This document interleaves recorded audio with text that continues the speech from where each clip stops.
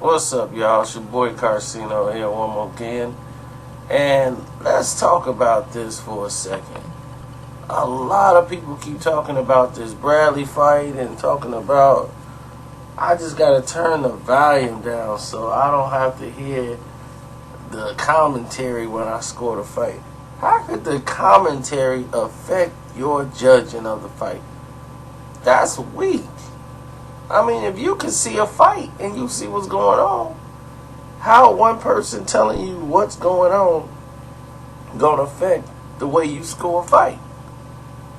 I just don't understand that. I've never understood that I gotta turn down the TV so it don't affect my fight when I'm making my picks. That's a matter of choice, but that's kind of like a weakness. That's the way I look at that. But let's get into another subject that got dug up out of the dirt. But it's always funny to me how all these guys talk about, man, this is a real fight for Floyd. If Floyd lose, I'm gonna give him all his respect. Y'all heard that before, right? You heard somebody tell you that when he fought Mosley. Yeah. Now see, now he in a real fight. Now if he beat Mosley, I'ma shut up. I'm still waiting for that shut up. They almost got a knockdown. They was big and bad. Shane got beat. Oh, well, Shane old, man. Shane can't do this and that no more. Floyd knew that. So now the hate come right back. They still hating. Now you get Canelo. Yeah, see, he fighting that young strong boy Canelo, man. Now if he beat Canelo, I'ma shut up. He beat Canelo, and now these dudes are still talking. They even bringing up Margarito. They going right back to the same old ancient argument that they were trying to make years ago. He ducked Antonio Margarito. But did y'all ever go back and look at Antonio Margarito? No.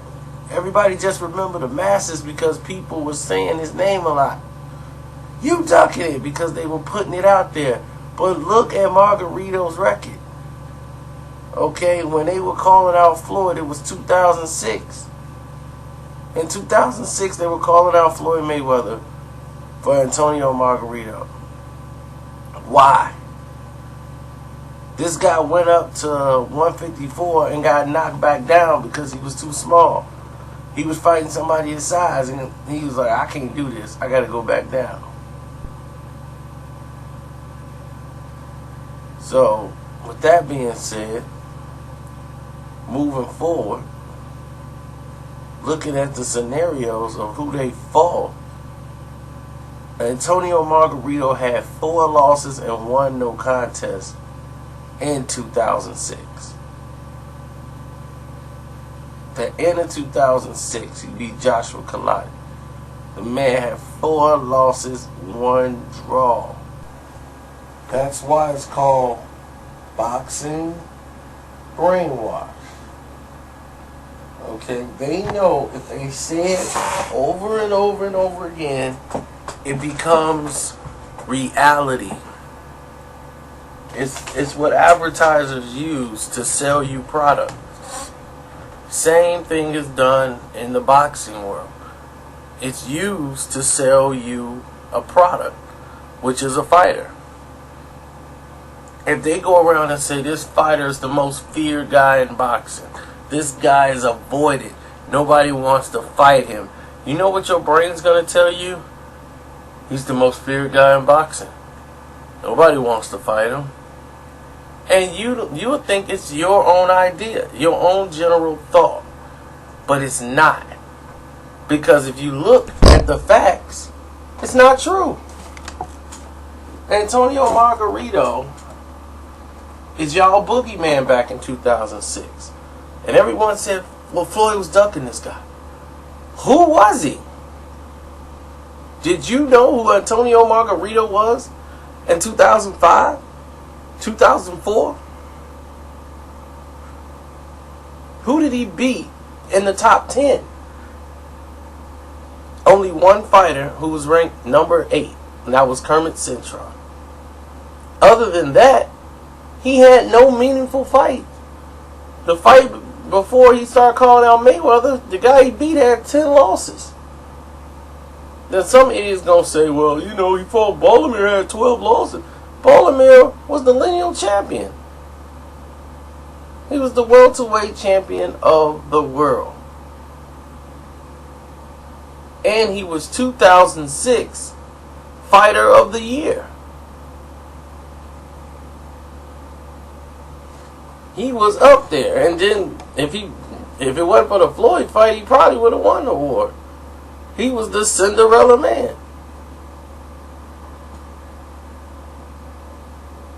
I mean, let's look at the list. The former champion was Corey Spinks. Did he fight? Did Margarito fight Corey Spinks? Did he fight Zab Judah? Did he fight Bolomir? Did he fight Luis Collazo? I mean, these are the guys that's in his division. He didn't fight any of these guys yet. But yet, y'all said Floyd was ducking him. Ricky Hatton was ranked over him. Vivian Harris was ranked over him. He didn't fight these guys. Who did he fight? But yet and still, he avoided Antonio Margarito. You see, that's how boxing brainwash works.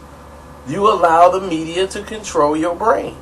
And then people going to be, I wasn't brainwashed. How would you know?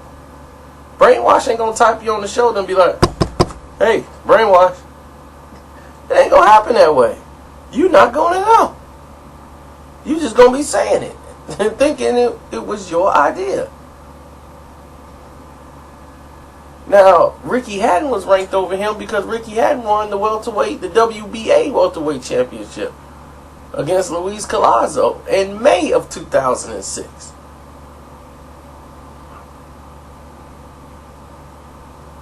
So that's when he went up there. And they ranked him above Margarito. And this is May of 2006. Isn't this around the time when Margarito madness was coming into effect? They never start talking about Mayweather fighting Antonio Margarito till Mayweather left Top Rank Promotions. Even though Margarito was virtually unknown amongst the boxing public. And if you're saying, oh, I knew who he was, you're a liar. Okay, I've seen Antonio Margarito on a couple of fights, and he was garbage.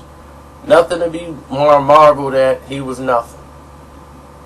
And to think a guy like that would trouble Floyd Mayweather, it's an illusion.